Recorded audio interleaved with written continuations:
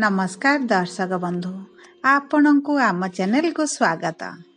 पवित्र पंडु पूर्णिमा और धनु संक्रांति उपलक्षे आपणଙ୍କୁ अनेक अनेक शुभेच्छा और शुभकामना। आजिर भिडियोटी कन्या राशि लोकंक पई बहुत गुरुत्वपूर्ण रही। काहींकि गुरुत्वपूर्ण रही आपण एही भिडियोटी को शेष पर्यंत देखिले निश्चित भावरे जानि परिबे।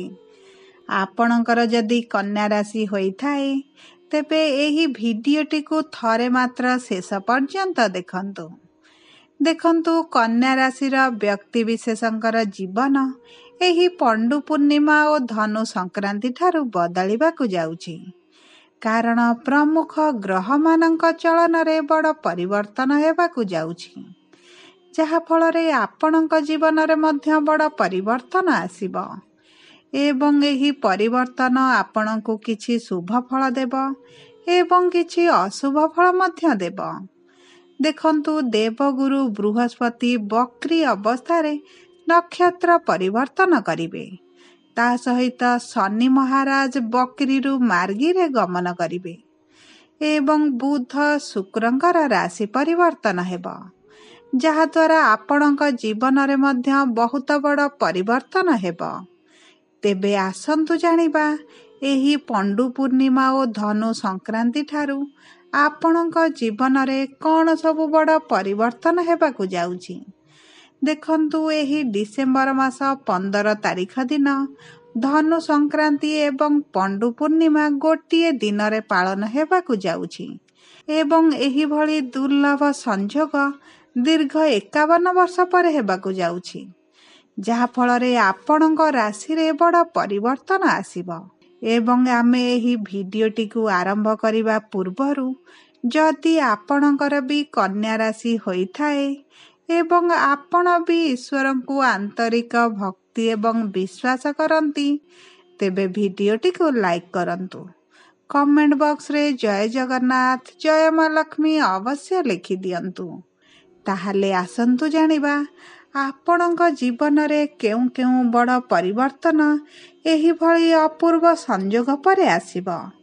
देखंतु आपणकर स्वास्थ्य खराब रहुथिला, आपण आर्थिक समस्या दे गति करुथिले, आपण पूर्वरु ऋण आनिथिले किंतु ऋणटी बढ़ी चलीछि, आपण एपर्यंत ऋणटी सुझी पारु नाहंती, ऋणर भार आपणक उपरे बढ़ी चलीछि, परिवार रे खुशीर वातावरण रही नाही, अर्थ को केंद्र करी परिवार रे सबु बळे समस्या देखा जाउछि, आपणकर अजथा खर्च गुडा हेउछि, समाज रे आपणकर मान सम्मान नाही, आपणको चाकरी प्राप्ति मध्य होई पारु नाही, संतान संततिंक पई आपण चिंतित रहुछंती, आपणक दाम्पत्य जीवन रे कलह लागी रहिछि, प्रेम जीवन रे मध्य समस्या देखा जाउछि, जहा फलरे आपण बहुत मानसिक दुश्चिंता रे रहुछंती।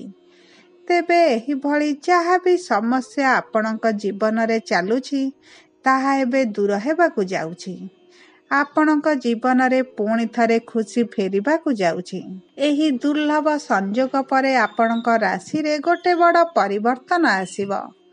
तेबे सर्वप्रथमे आसंतु जानिबा आपणक कन्या राशि रे नवग्रहंकर स्थिति किपरि रहिछि। देखंतु आपणकर प्रथम घरे केतु विराजमान करिसंती, द्वितीय घरे सूर्य एवं बुध, तृतीय घरे शुक्र, षष्ठ घरे शनि, सप्तम घरे राहु, नवम घरे गुरु एवं एकादश घरे मंगल विराजमान करिसंती, जहा फलरे एही गृह गुड़िकरे सेमानंकर प्रभाव अधिक रहिबो। देखंतु आपणकर केंद्र रे केतु एवं राहु विराजमान करिसंती, जहा फलरे सेमानंकर प्रभाव आपणक उपरे अधिक रहिबो, किंतु आपणकर धनर गृह रे सूर्य एवं बुधंकर विराजमान हेतु आपणकर एही पंडु पूर्णिमा परे आर्थिक समस्याटी दूर होई जिवो, आपणकर जो करज लागी रहिछि ताहा मध्य कमी जिवो। देखंतु सूर्य आपणकर द्वितीय घरे विराजमान हेतु आपणकर आयटी बढ़ी जिवो, ଆପଣଙ୍କ ବ୍ୟାପାର ବାଣିଜ୍ୟରେ ଯେଉଁ ଅସୁବିଧାର ପରିସ୍ଥିତି ଚାଲିଛି ସେଥିରେ ସୁଧାର ଆସିବ। ଆପଣଙ୍କ ଚାକିରି କ୍ଷେତ୍ରରେ ସମସ୍ୟା ଦୂର ହୋଇଯିବ। କିମ୍ବା ଯଦି ଆପଣ ନୂତନ ଚାକିରିର ସନ୍ଧାନରେ ଅଛନ୍ତି, ଆପଣଙ୍କୁ ଚାକିରି ପ୍ରାପ୍ତି ହୋଇଯିବ, ଯାହାଫଳରେ ଆପଣଙ୍କର ଧନ ପ୍ରବାହଟି ବଢ଼ିଯିବ। ଆପଣ କରଜ ଅର୍ଥ ଶୁଝି ଆପଣଙ୍କର ଧନ ସଞ୍ଚୟ ମଧ୍ୟ କରିବେ। ତା ସହିତ ଦେଖନ୍ତୁ, ଆପଣଙ୍କର ଦ୍ୱିତୀୟ ଘରେ ବୁଧ ବିରାଜମାନ କରିଛନ୍ତି। ଦ୍ୱିତୀୟ ଗୃହକୁ ବାଣୀର ଗୃହ ବୋଲି ମଧ୍ୟ କୁହାଯାଏ ଏବଂ ବୁଧ ହେଉଛନ୍ତି ବାଣୀର କାରକ ଗ୍ରହ। ଯେହେତୁ ବାଣୀର ଗୃହରେ ବୁଧ ବିରାଜମାନ କରିଛନ୍ତି, ଆପଣଙ୍କ କଥାର ଓଜନଟି ବଢ଼ିଯିବ। ଆପଣଙ୍କ କଥାର ମଧୁରତା ହେତୁ ଆପଣ ସହଜରେ କଥା କହି କାମ ହାସଲ କରିନେବେ।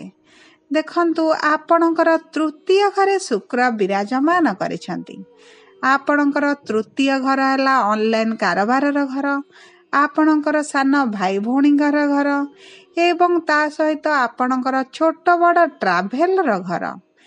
ଏହି ସ୍ପଣ୍ଡୁ ପୂର୍ଣ୍ଣିମା ଏବଂ ଧନୁ ସଂକ୍ରାନ୍ତି ପରେ ଆପଣ ଯଦି ସୋସିଆଲ ମିଡ଼ିଆ କିମ୍ବା ଡିଜିଟାଲ ମିଡ଼ିଆରେ କାମ କରୁଛନ୍ତି, ଆପଣଙ୍କର ଆର୍ଥିକ ଉନ୍ନତି ପରିଲକ୍ଷିତ ହେବ ଏବଂ ଆପଣଙ୍କର କାରବାର ବ୍ୟବସାୟ ବଢ଼ିଯିବ। ଯଦି ଏହି ପଣ୍ଡୁ ପୂର୍ଣ୍ଣିମା ଏବଂ ଧନୁ ସଂକ୍ରାନ୍ତି ପରେ ଆପଣ ଆପଣଙ୍କର ବ୍ୟବସାୟକୁ ଅନଲାଇନ୍କୁ ଟ୍ରାନ୍ସଫର କରିଦିଅନ୍ତି, ଆପଣଙ୍କର କାରବାରଟି 2 ଗୁଣ ହୋଇଯିବ। ଆପଣଙ୍କର ବ୍ୟବସାୟ ଉନ୍ନତି କରିବ। ତା ସହିତ ଦେଖନ୍ତୁ, ଆପଣ ଏବେ ଅଧିକ ଅନଲାଇନ୍ ଟ୍ରାଞ୍ଜାକ୍ସନ୍ କରିବାକୁ ପସନ୍ଦ କରିବେ। ଆପଣଙ୍କର ଅନଲାଇନ୍ ଟ୍ରାଞ୍ଜାକ୍ସନ୍ଟି ବଢ଼ିଯିବ, କିନ୍ତୁ ଆପଣଙ୍କୁ ଟିକେ ସାବଧାନ ରହିବାକୁ ପଡ଼ିବ, ନଚେତ ଆପଣ ଠକାମିର ଶିକାର ହୋଇପାରନ୍ତି। କାରଣ ଆପଣଙ୍କର ପ୍ରଥମ ଘରେ କେତୁ ବିରାଜମାନ କରିଛନ୍ତି, ଯାହାଫଳରେ କେତୁ ଆପଣଙ୍କୁ ଭ୍ରମିତ ମଧ୍ୟ କରିପାରନ୍ତି। ସେଥିପ୍ରତି ଆପଣଙ୍କର ଟିକେ ଧ୍ୟାନ ରହିବା ଆବଶ୍ୟକ ଅଛି।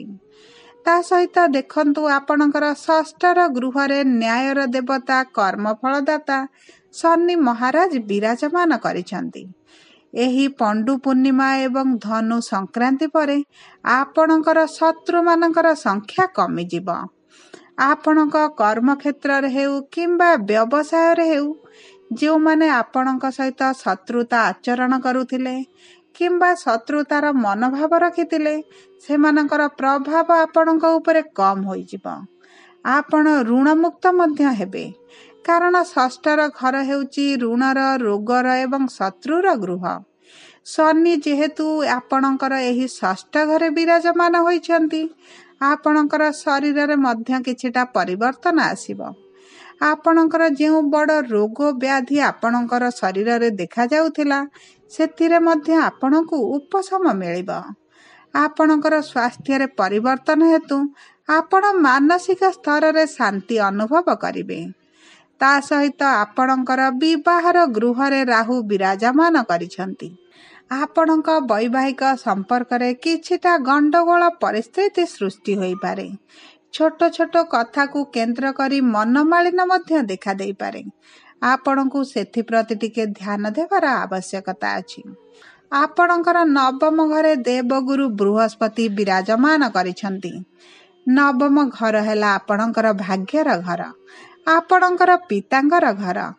ଏହି ପଣ୍ଡୁ ପୂର୍ଣ୍ଣିମା ଏବଂ ଧନୁ ସଂକ୍ରାନ୍ତି ପରେ ଆପଣ ଯେକୌଣସି କାର୍ଯ୍ୟ ଆରମ୍ଭ କରିବେ, ଆପଣଙ୍କର ଭାଗ୍ୟ ଆପଣଙ୍କ ସାଥ ଦେବା ଆରମ୍ଭ କରିବ।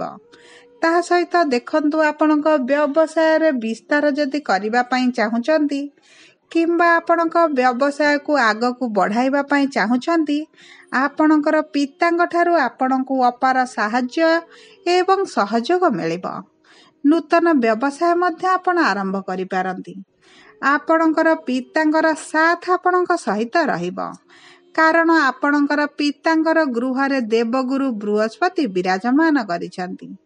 ଦେବଗୁରୁ ହେଉଛନ୍ତି ଏକ ଭଲ ଗ୍ରହ, ଏକ ଶୁଭ ଗ୍ରହ। ସେଥିପାଇଁ ଆପଣଙ୍କର ପିତାଙ୍କ ଠାରୁ ଆପଣଙ୍କୁ ଅପାର ସହଯୋଗ ମିଳିବ। ଆପଣଙ୍କର ଲାଭର ଘରେ ମଙ୍ଗଳ ମହାରାଜ ବିରାଜମାନ କରିଛନ୍ତି। ଆପଣଙ୍କର ଏକାଦଶ ଗୃହ ହେଉଛି ଲାଭର ଗୃହ। ଏହି ସମୟ ମଧ୍ୟରେ ଆପଣଙ୍କର ଲାଭଟି ବଢ଼ିଯିବ। ବିଶେଷ ଭାବରେ ଯେଉଁମାନେ ଖାଦ୍ୟ ବ୍ୟବସାୟ କରୁଛନ୍ତି ସେମାନଙ୍କର ଅଧିକ ଲାଭ ହେବାର ସମ୍ଭାବନା ଅଛି। ତା ସହିତ ଯେଉଁମାନେ କପଡ଼ା ବ୍ୟବସାୟ କରୁଛନ୍ତି ଏବଂ ଅଳଙ୍କାର ବ୍ୟବସାୟ କରୁଛନ୍ତି, ବ୍ୟବସାୟୀମାନଙ୍କର ପ୍ରଚୁର ଲାଭ ହେବାର ସମ୍ଭାବନାଟି ବଢ଼ିଯାଉଛି। ଦେଖନ୍ତୁ, ମଙ୍ଗଳ ହେଉଛନ୍ତି ଉର୍ଜାର କାରକ ଗ୍ରହ। ଆପଣଙ୍କର ପ୍ରଫିଟ୍ର ଗୃହରେ ମଙ୍ଗଳ ଥିବା ହେତୁ ଆପଣ ଆପଣଙ୍କ କର୍ମକ୍ଷେତ୍ରରେ ଅଧିକ ଉର୍ଜାବାନ ଅନୁଭବ କରିବେ। କାମ କରିବା ପ୍ରତି ଆପଣଙ୍କର ଆଗ୍ରହଟି ବଢ଼ିଯିବ, ଯାହାଫଳରେ ଆପଣଙ୍କ ଚାକିରି କ୍ଷେତ୍ରରେ ମଧ୍ୟ ଉନ୍ନତି ପରିଲକ୍ଷିତ ହେବ। ଆପଣଙ୍କ କର୍ମକ୍ଷେତ୍ରରେ ଯେଉଁ ନକାରାତ୍ମକ ପରିସ୍ଥିତି ଚାଲିଛି ସେଥିରେ ସୁଧାର ଆସିବ। ଆପଣଙ୍କର ଅସମ୍ପୂର୍ଣ୍ଣ କାର୍ଯ୍ୟକୁ ଆପଣ ସମାପ୍ତ କରିବେ, ଯାହାଫଳରେ ଆପଣଙ୍କ ଉପରିସ୍ଥ ଅଧିକାରୀଙ୍କ ସହିତ ଆପଣଙ୍କର ସମ୍ପର୍କ ମଧୁର ହେବ ଏବଂ ଆପଣଙ୍କର ପଦୋନ୍ନତି ହେବାର ମଧ୍ୟ ସମ୍ଭାବନାଟି ବଢ଼ିଯାଉଛି। ଦେଖନ୍ତୁ, ଆପଣ ଯେକୌଣସି ଉପାୟରେ ଆପଣଙ୍କର ପ୍ରଫିଟ୍କୁ ବୃଦ୍ଧି କରିବେ। ଆପଣଙ୍କର ଧନ ଆଗମନଟି ଭଲ ରହିବ। ଆପଣ ସାଇଡ୍ ବିଜନେସ୍ କରିବା ପାଇଁ ମଧ୍ୟ ଚିନ୍ତା କରିପାରନ୍ତି। ନୂତନ ଷ୍ଟାର୍ଟଅପ୍ ଖୋଲିବାର ଚିନ୍ତାଧାରା ମଧ୍ୟ ମନକୁ ଆସିପାରେ। ଏହି ସମୟ ମଧ୍ୟରେ ଆପଣ ଯେକୌଣସି ଶୁଭ କାର୍ଯ୍ୟ ଆରମ୍ଭ କରିବେ, ଆପଣଙ୍କୁ ଶୁଭାଶୁଭ ଫଳ ପ୍ରାପ୍ତି ହେବ। ଏହି ପଣ୍ଡୁ ପୂର୍ଣ୍ଣିମା ଏବଂ ଧନୁ ସଂକ୍ରାନ୍ତି ପରେ ଆପଣଙ୍କର କ୍ୟାରିୟର କ୍ଷେତ୍ରରେ ବଡ଼ ପରିବର୍ତ୍ତନ ଆସିବ। ତାହା ସହିତ ଆପଣଙ୍କର ଆର୍ଥିକ ସ୍ଥିତିରେ ମଧ୍ୟ ବଡ଼ ପରିବର୍ତ୍ତନ ଦେଖାଯିବ। ଦେଖନ୍ତୁ, ଯଦି ଆପଣଙ୍କୁ ଆମ ଭିଡ଼ିଓଟି ପସନ୍ଦ ଆସିଥାଏ, ଭିଡ଼ିଓଟିକୁ ଲାଇକ୍ କରନ୍ତୁ। କମେଣ୍ଟ ବକ୍ସରେ ଜୟ ଜଗନ୍ନାଥ, ଜୟ ମା ଲକ୍ଷ୍ମୀ ଅବଶ୍ୟ ଲେଖିଦିଅନ୍ତୁ। ଯଦି ପ୍ରଥମ ଥର ଆମ ଚ୍ୟାନେଲକୁ ଆସିଛନ୍ତି, ଚ୍ୟାନେଲଟିକୁ ସବସ୍କ୍ରାଇବ୍ କରନ୍ତୁ। ପାଖରେ ଥିବା ବେଲ୍ ଆଇକନ୍କୁ ପ୍ରେସ୍ କରନ୍ତୁ, ଯାହାଫଳରେ ଆମେ ଛାଡ଼ୁଥିବା ସମସ୍ତ ଭିଡ଼ିଓର ପ୍ରଥମ ନୋଟିଫିକେସନ୍ ଆପଣଙ୍କ ପାଖରେ ପହଞ୍ଚିବ। ଧନ୍ୟବାଦ।